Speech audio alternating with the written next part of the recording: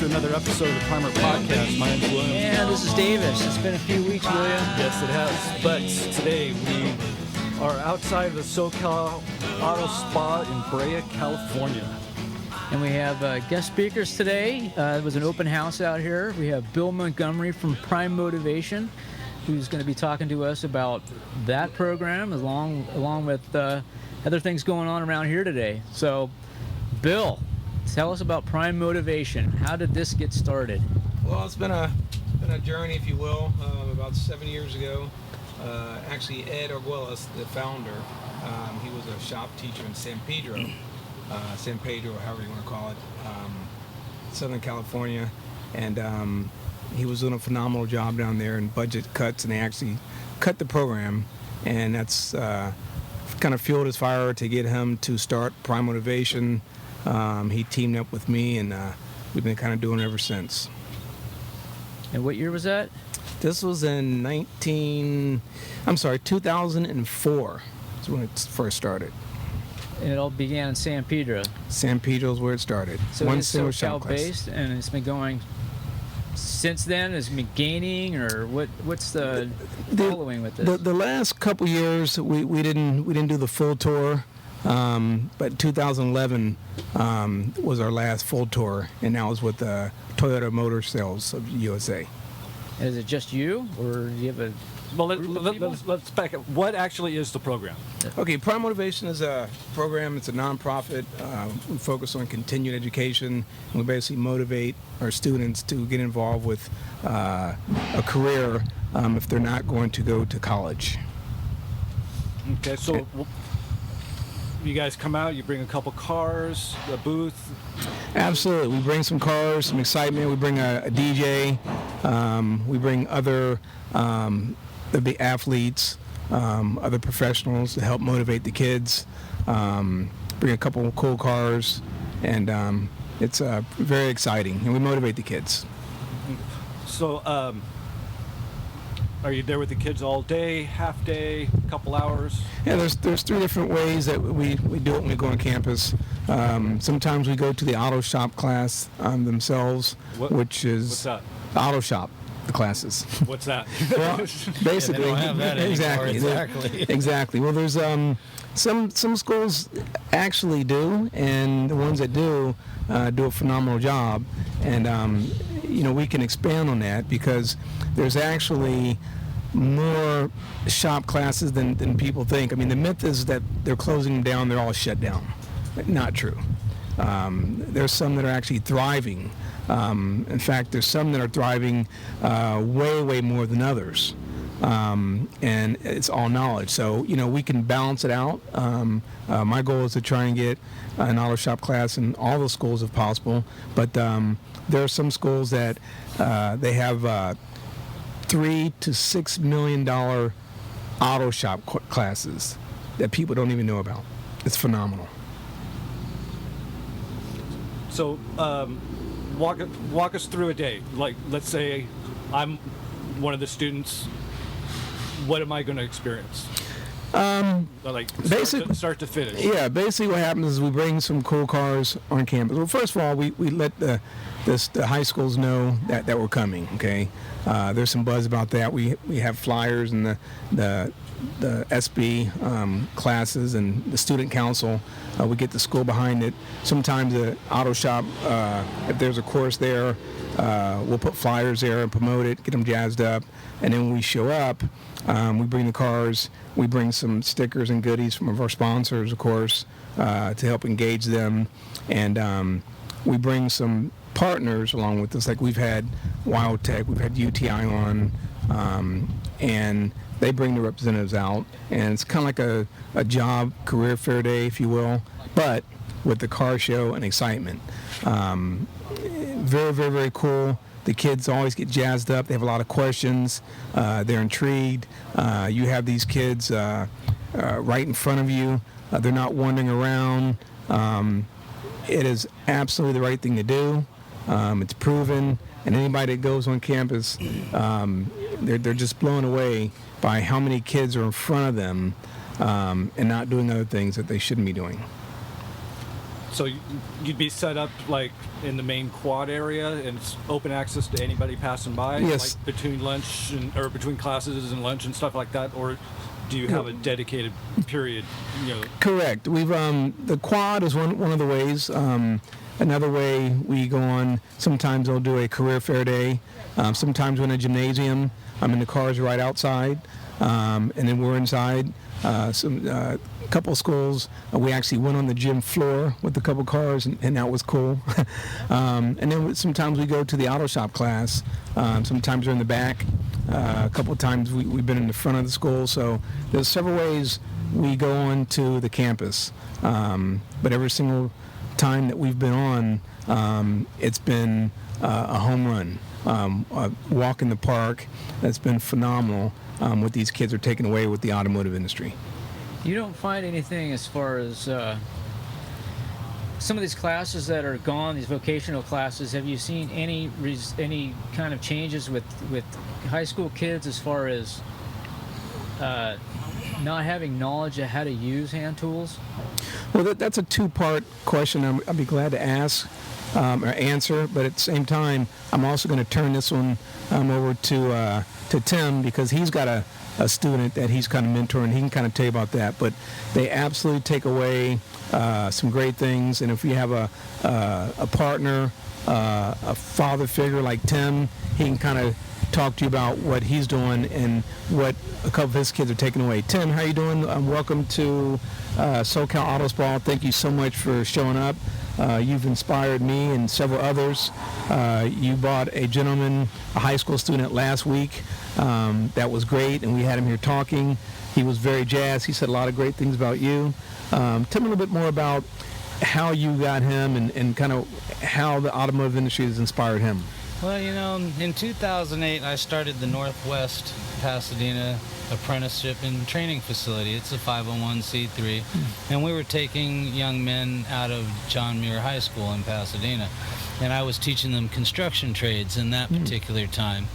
We pretty successful. Everything went very well, and so I developed a passion for these kids to be able to help, not just kids, but people in general that need to learn how to use hand tools and just function and be able to fix things in our society, because nowadays we're not teaching people any of these things in a school. There just aren't any classes. I was in Arkansas for a couple years, and I went to the Future Farmers of America, which really trained you to do things. They taught me how to solder, they taught me how to weld, they taught me all sorts of things, how to farm. It was like Little House on the Prairie. So it was a great experience, very good experience. Exactly, and it has made me quite successful. It also taught me that I could do whatever I needed to do. All I had to do was have the proper tools and the proper knowledge, and not sit there and twiddle my thumbs in front of a video screen. Get out there and do it. And thank God I've been able to do quite well behind it. So after the training facility, we all know what happened to our economy, unfortunately. That made us have to shut down. Now, after that, I've taken a lot of different people and young men into my business, a construction business, TC Enterprises. I have an investment company also, TDC Investments, where we buy and sell houses, and this has made it so that I could amass a pretty good car collection. I have some pretty interesting vehicles, and I go around the country with one of my more prized vehicles, a jet car. I took an F-5 fighter jet, took the engine out of it, put it in a dragster, and it's the way I give back to the military. Wounded Warriors, Make-A-Wish, and Infinite Hero is who we get people to donate to, and I go around the country promoting this. Well, and I do a lot of church events and a lot of other things, like with Bill here. And I've had a lot of young men that come across. One of them, my friend Abel, 16 years old, met him at a church event. He was here 2 weeks ago, and we had the jet car and everything. Last week we were down at Camp Pendleton helping the Marines down there. So I've taken a couple of these young men and just tried to share the knowledge that we have, because most of them don't know what they're doing. Even if they want to do it, there aren't any available assets for them to learn unless they have a lot of money. And you can go to Wildtech or some school like that and they'll teach you. But as myself, I grew up poor. I didn't have these opportunities, and I had great men. If something broke, you couldn't just go out and buy a new one. Correct. You figured out how to fix it. Exactly. And I had some good men, older men that came into my life when these things would happen. One of them being old Mr. Hiller. He lived across the street from me, and he had a mechanic shop, and he'd retired, and he would see me out there messing with things, and he would come over, and fortunately he had every tool that you would need, which was a blessing, because boy, it's hard to fix things without tools. And he taught me a lot. Matco plug. Right? Yeah, exactly. You gotta get them to donate, you know. Yes. And it really worked out well in my life. And so I had an uncle that came in, taught me a lot of things. My friend Don Follett taught me real estate, and I've gone to school, become a ASC certified mechanic, a welder. I've got a degree in electronic engineering. I barely made it out of high school, but then later on I realized that knowledge is where it's at. I don't do any of these things as a living, but they all have come together to make my businesses thrive. There isn't anything that I need to hire anybody else for. I do, but I know what they're doing also when I hire them, so I know if I'm being taken advantage of or not. I know what it takes, and this has been a great asset. And God has been very good to me, and so it's let me do well. And so I know that it is my job to give back to these people. Any people, not just the young ones. I like, because I want to help them before they have all these problems. Once you hit the problems, once you have all these downfalls in your life, it's hard to come back. Hard. I know. I've done it. I've been homeless. I've had a lot of problems in my life. 25 years ago, I found God, I got sober, and life has been good. And so I want to share these with the young people and save them from having to go through the heartache and the horrible things that my family had to endure also because of my actions. And if I can help one of these guys do that, then it's all worth it to me. And so God's brought me over and seen Bill, and I like what they've got going on, and we're in the process of starting another facility in Pasadena ourselves, sponsored by the Seventh-day Adventist Church in Altadena, and they've donated some space for us. They've given us gymnasium use. They're talking about letting us use one of the houses they've owned, and then I have two houses right down the street from there, a block away, where I have a 6-car garage that I run a shop out of. It's a personal shop just to take care of my own toys, but it's all coming together. And so I meet Bill. He's got Prime Motivation going, so I'm going to partner with them and see where God takes us. And then here you guys are. It's amazing how the Lord works, We never say no, right, William? Exactly.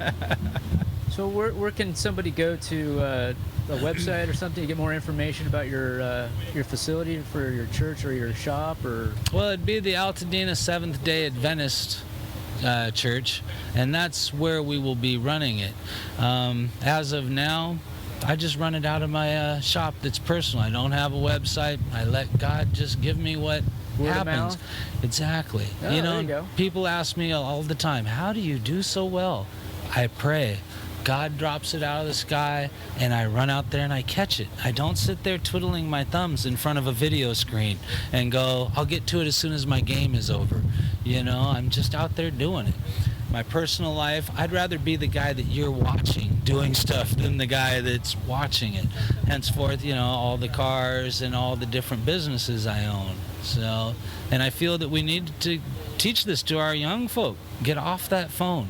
Get off that game. It is not going to do you much good unless you happen to end up designing games. Right. But how many of them actually end up doing You're that? a software engineer. It might be a different story. Yeah. We're pretty good. But, for me and my kind, we're not doing that. We're workers. That's it. The things are plumbing, electrical aren't really going to go away. Those principles are going to stay. And you need to know how to fix stuff at the end of the day. Yep. And God has given me a good business in those fields to be able to take the dollars, transfer them over into the other things.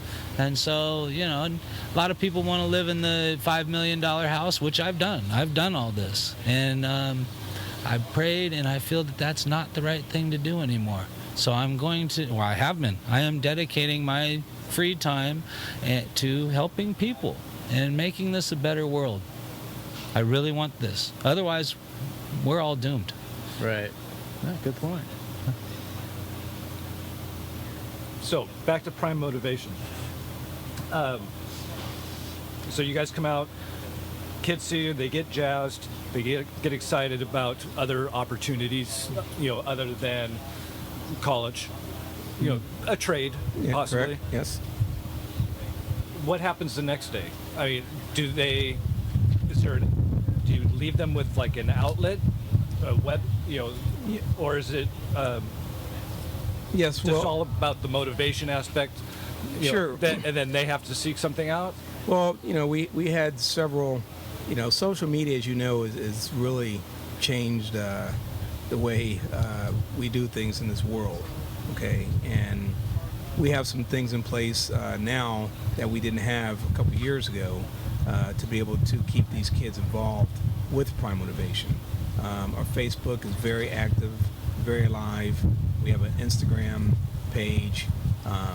We actually post a lot of the pictures that we took at the schools. We allow them to post pictures on the Instagram, and that kind of keeps them, excited. And clean photos, as you know, if you don't monitor it and police it, it can get crazy. But with Prime Motivation, it's a clean environment to allow them to have fun. We have someone that emails them back questions, answers that they may have.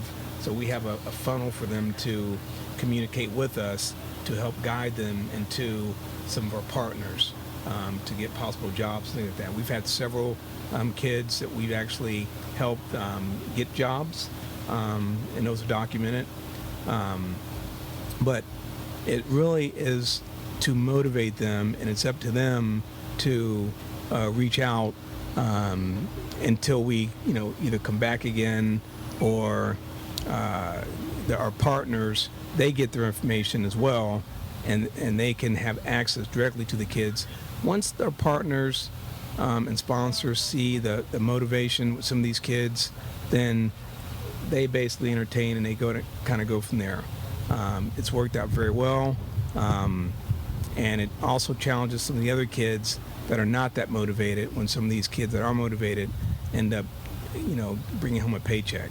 So it's been very enlightening. It's been very promising, and that's why we're calling out to more partners and sponsors, because the more people that come on the campus, it's a numbers game. The more kids we can impact, and so we're calling out to every car manufacturer, every company that is involved in the automotive industry. We're not limited to just the automotive industry. We've had Verizon come out, believe it or not.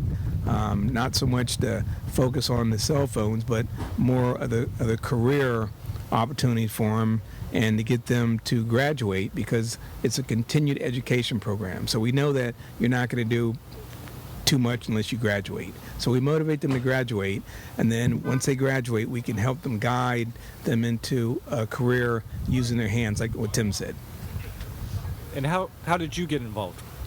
I got involved because I was doing some things with Ed Arguelles, the founder, car shows actually, and he told me he was starting this program, and he wanted me to bring a vehicle out, a show vehicle, and I've done a lot of show vehicles in my lifetime, and I've been very passionate about it. And I brought one of my cars there, and that was it. I got hooked. It was a frenzy. I never looked back. I just grew from there. So, what car did you bring? I was just going to ask you, what kind of car was it? It actually was a Mazda 3. What year? It was a 2004. In fact, that's a story I'm gonna dovetail into it. Okay, actually, I was able to work with Mazda corporate on 3 project vehicles. Okay, the cars weren't even out yet. And a good buddy of mine, Jim Jordan, who was the alternative marketing manager for Mazda, he said, Bill, he goes, I got a new car coming out, okay, and I wanted to compete with the Honda Civic. Civics was the car that, you know, all the kids wanted and they had, and so on and so on. So we took this Mazda 3 hatchback. He gave me 3 of them, a blue one, a red one, and an orange one. Orange is my favorite color, by the way. I thought I'd throw that plug out. And I basically, with my crew, Team All-Stars, we fixed up these cars. We took them to the high schools. We did some project vehicles. We took all 3 of them to SEMA. I shipped one to the East Coast. We did Hot Import Nights, all these car shows. And that Mazda 3 car ended up being the car that people loved. The kids could afford it. I think it was about a $16,000 vehicle at the time. We made it look very cool for under 20 grand. And those kids were going to tell their parents, I gotta have that car. And we were selling them. And Mazda rewarded me by giving them the Mazda Drift program. So I actually got rewarded by something that I even think that was possible, but because I was doing the right thing with the kids, it was a win-win situation all the way around.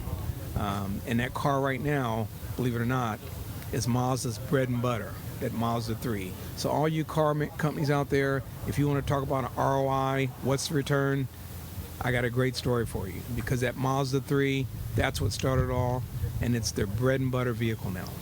And they sold millions.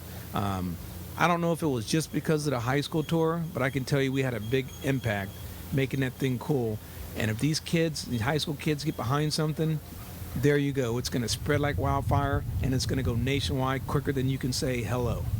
That's the deal, especially now with social media. We didn't even have social media then. And that's what it did. So now, with all the Instagram and stuff like that, any car company that goes on campus, I don't care what kind of car it is. It could be a Lamborghini, it could be a Pantera, because if these kids are motivated and they like it, they will get it some kind of way. I'm telling you, and I don't care what anybody says. I've seen it with my own eyes. So that's the power of the motivation and actually being somewhere so people can touch it, see it, feel it, and talk to you. Then they get inspired to go out and get it.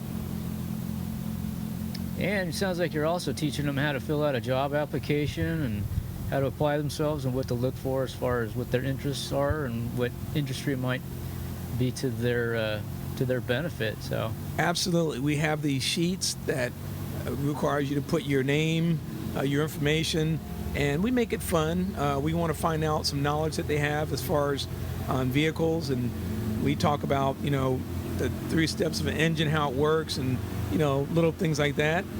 And we reward them based on how they answer it, but we kind of reward all of them. I mean, we bring enough items for everyone to get them excited. And even the teachers get excited about what we bring. And that is very, very, very remarkable, exciting, because the teachers are the ones that has our kids, you know, 6 hours, sometimes 8 hours. And if they're not motivated, it's tough. So we're not only motivating the high school students, we're motivating the faculty and the teachers as well. So, I mean, as far as what you bring, it could be an exotic car, or it could be something that's pretty 1970s maybe, nuts and bolts, pretty hands-on, might be kind of rough. Something in between, an off-road vehicle? All the vehicles. Whatever you can round up? Listen, we've had the U.S. Army with tanks out there. Okay. Like the first year, I'm not kidding you. We've had jet skis. You know, we're excited to, you know, maybe have Tim bring out his jet. These kids get excited about, you know, we've had bicycles. You know, something that's cool and different. We make it a little unique. We've had the Toyota Scion and the XB come out, the little box cars. They got the teachers excited about that. So any vehicle kind of does the trick, as long as you have someone that can talk about it and be excited about it. And explain what it is. Something that's unique about it, that's accessible, kicks their interest, and you just go from there. Yes. So about Prime Motivation, though, they're also also open to sponsorships and everything else. Any individuals or celebrities that might be wanting to help out as well, right? Absolutely. The goal is we're trying to do more, okay, and we want to take it nationwide. I'm thinking that we might have one more year in Southern California, God willing, and we pick up some donations. The more, the better. And someone like Tim, bringing his some of his vehicles to the table, it gets sponsors excited. A lot of people don't want to be the first. Right, that's the tough part. Yeah, and so you partner with people like Tim, you get more arsenal. You get tired of chasing people around for wanting to do the right thing, even if it's proven. But sometimes you can't beat them, join them. So you got to partner with people that have some things to go and say, okay, Lucas, okay, Motul, okay, Ineos, okay. We have a house too. We have a trailer too. Okay, now what? So. You just got to work with people that share your same vision, where your heart's at, and then you count on other people to act. What Tim said, actually do something, not just talk about it. A lot of people have been talking the last couple of years. I'm starting to make a dent with good people, but you got to weed out the people that just talk, and unfortunately, that's a lot of people. So, yeah. So, you get a handful of people that really can do something. I'm so glad Tim's here. I know he can help. He wants to help, and we know the right people to talk to. So how did you two meet? One of our friends, Jim Liebus and Bobby Cottrell. Bobby Cottrell does a lot of welding. Oh yeah. Okay. Racer. Yes. Okay. Yes. Bobby's a fabricator in Whittier, and he does a lot of the work on my wheel stander and my jet car, and he does all the welding and stuff on them, because I don't trust my welding. I figure I'll use a professional, on that one. And so Bill ended up at his shop, and they started talking, and and that's how God works. He drops it out of the sky, and if you listen, that's it. You listen to God's will, and away you go. Everything's good. And so here I am. Here he is, another day, another cool vehicle. I'll say it again. It's really is the wow factor and the cool factor. Okay, something cool. This is the generation that these kids want. Okay, it's not more curriculums. It's really about doing something cool, fun. This is what these kids want to do. You got to motivate them. Okay, pick up a screwdriver. You got to make the screwdriver a different color, something cool. This is just a generation, and we figured it out, okay? We figured it out, and we want more people, like that cool car. Hear that sound right there? That right there is... yeah, that right there was, but... Z28. Yeah. How old is he? 17 years old? Yeah, Getting to drive a $60,000 car that has 600 horsepower, how many kids are going to get to do that? That's what we make possible. Dreams. And if you let these kids have their dreams and experience them and learn that they can come true, they will come and they will do it. And that's where my gentlemen that came into my life, they made me believe that I could do it. Instead of seeing around me all the despair and all the failure and going, man, I can never do that. There's no way I can do it. Right there, you can do it, and they can do it. And once they believe it, they can. All us guys here, we never thought we'd be doing what we're doing right now, right? Exactly. You guys ever think you were here? Nope. No. But here we are doing it because someone showed us we could. And so we learned, and we're here. And I'm going to switch gears real quick. I'm going to bring up someone that, another gentleman that actually was able to go to high school and witness it himself. And we had been going around for 6 months talking about this program, and he didn't quite understand it really, which a lot don't. And but now he's gung-ho. He actually went to school. I'm going to talk about it. His name is Mike Sagat. He's a good friend of mine. Mike, why don't you come on up and kind of talk to us about your experience, because Mike's worked with no, Jim, you're still here. Jim, you're okay. You're still here, Jim. I'm going to let Jim, you come over this way. So I'm going to let Mike and Jim kind of talk about their experience. I've been on the campus for 7 years, okay? I'm sold, okay? I'm doing stuff, but I'm trying to get other people to really get more involved. And sometimes you kind of do have to see it. We have a video of our last school to the people that kind of want to see it. Some people visual, they want to see it before they get involved. So we have that too. Obviously, Primer podcasts. Okay, I hope I got it right. Oh, yeah, man. It's you guys that help, explain to people what's going on by allowing us to be able to talk about it. So, Tim, you coming back over in this seat. I'm going to join you guys again. But, Mike, why don't you talk about your experience, how we talked about it, how you're involved, and what happened when you went on the campus? Sure. Thank you, Bill. Well, when I was first told of Prime Motivation, I was immediately skeptical. I began to think that it was just like any other nonprofit or that still needed, to be further developed, and I wasn't quite sure what to expect.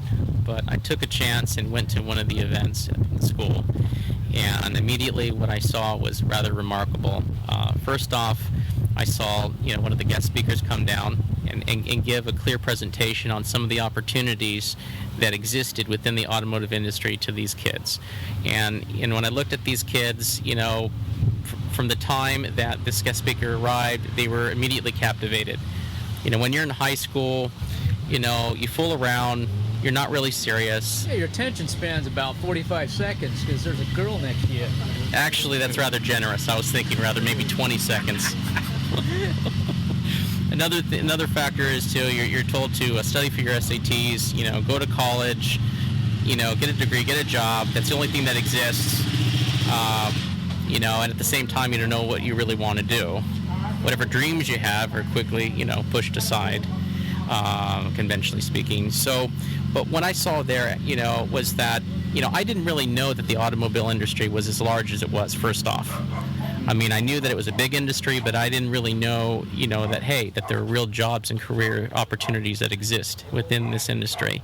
And when I saw the guest speaker provide that presentation and let these kids know, hey, these opportunities do exist if you want them, and they motivated these kids, immediately I saw that 20-second attention span turn out to that they were fixated on what was being presented.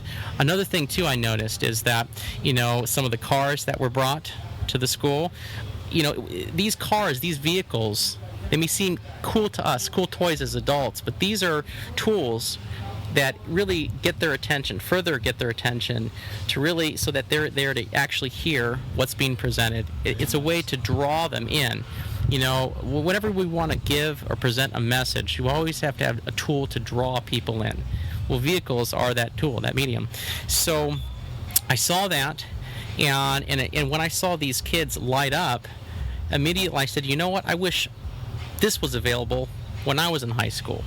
Not to say that, I wanted to be, a mechanic or go and, create a career for myself in the automotive industry per se. But a lot of us really don't know what direction to go. We're just taught, hey, go to college. This is the only thing that exists. Well, again, with Prime Motivation, yes, they do present opportunities, for people that want to go in the automotive, industry in terms of getting a career there. But see, Prime Motivation represents what I begin to see was it can be customizable to anything outside of what is conventionally told us in terms of just going to school, getting a degree, getting a career. If it's the music industry, entertainment industry, automobile industry, whatever industry it is. It could even be real estate. Whatever it is, it's a tool to motivate kids to really find out what it is they want and give them the tools and give them the right direction and opportunities so that they can pursue that. And that's what I saw on the campus. It's one thing to hear about it. It's one thing to even visualize it on paper. I saw it for myself in action. They have the trust of the schools. They have the trust of the teachers, the principals. That's a big deal. There's a lot of red tape. It's not easy to get there, but already, what Bill and Ed have done is a monumental feat in terms of getting through that red tape. But I was able, but they actually go from school to school doing this. And so I think that this is very important because these kids need to be given those opportunities because many of them can't afford college. Right. Many of them don't want to go to college. Many of them have gifts and skill sets that they haven't even realized. I mean, when you're 16, 17, 18, you don't know what life is. You think you do. Oh yeah, but they you got don't. answers for everything, right? They hate it, all the parents, right? So one of the things that I've done, as a result, is I said, look, Bill, coming out of a number of different industries, the entertainment industry, for example, one of the things I did was look for talent. One of the other things I did was secure funding, and I've done those things successfully. First thing is I said, look, Bill, how about if I, try to talk with my girl and see if she'll do some grant writing for Prime Motivation. And she's done grant writing for the Mayor Riverside, for the city successfully. So, she said, look, Prime Motivation, it's a great cause. If they need a grant writer, I'll step in. So already we're starting to build that structure and that team that we need. So we're bringing in a grant writer, and we're bringing in, a sales team, and we're trying to slowly, gradually, build that team, grow that team, and ultimately hone it down to where it's better structured so that we can further present it and gain the financial support that it deserves. So that's what we're essentially, doing right now. What kind of so you're in the automotive? Do you have a car or a project? Or I'm in the automobile industry as it pertains to my involvement in Prime Motivation. That is heavily involved in the automobile industry. The industry that I'm involved right now is I'm a consultant in the nutraceutical industry, the nutraceutical and health industry. I'm a consultant for a company called RxMM Health. They're based in Australia. They have offices in Laguna Beach, and I'm a consultant for them, and I secured preliminary, pre-IPO investment for them, and I'm working with them, and along with Bill, amongst other projects. There you go. Education's a good thing to do. Education is very good, but these young kids need to be motivated because they lack the incentive. They're lost. And they try to, create a front like they're confident and know what they're doing, but they're scared. But that motivation is key, and ultimately that's what the 501c3 Prime Motivation is about. They're there to motivate these kids and to pursue their dreams, but also to provide them with the tools, the education, the opportunities, and hey, some direction right, as to what they can potentially do, whether it's preeminently in the automotive industry or in the other industries in which it is customizable to those things. Right. And that's what's beautiful about it. So it may not be like hands-on nuts and bolts, welding, fabricating, but it may also be human resources or accounting. Absolutely. That's related to the automotive companies such as what we're here today. Yeah. I mean, someone has to... Someone does the books. Somebody has to pay the bills, right, exactly. So that all encompasses everything that needs to be done as far as the automotive industry. Absolutely. Mm-hmm. So to find out more, it's primemotivation.com. And let's say I'm listening to this and I was a teacher and I said, hey, I want this at my school. Who do we go through the website, email? Yeah, basically, primemotivation.com. You can also, it's Bill Montgomery, Bill at primemotivation.com. On the website, you can go there and we'll get a hold of you. We actually have quite a few schools already inquiring about us coming on, so we're going to do 5 in each city. But definitely get involved. Shoot us an email, pick up the phone, give us a call, and we'll get right back to you. Or if you're a vendor, a donator, want to spend some time, that's the email, get a hold of them. Well, gentlemen, it's been a slice. Thank you so much for talking with us. Yeah, thank you. Thank you. Thank you guys for having us. I really appreciate it. And I hope that we get to see you again sometime. Oh, sure we will. Alrighty, till then, till next time, my name's William. This is Davis and... Tim Smith. Mike Sagat. And Bill Montgomery. But there'll be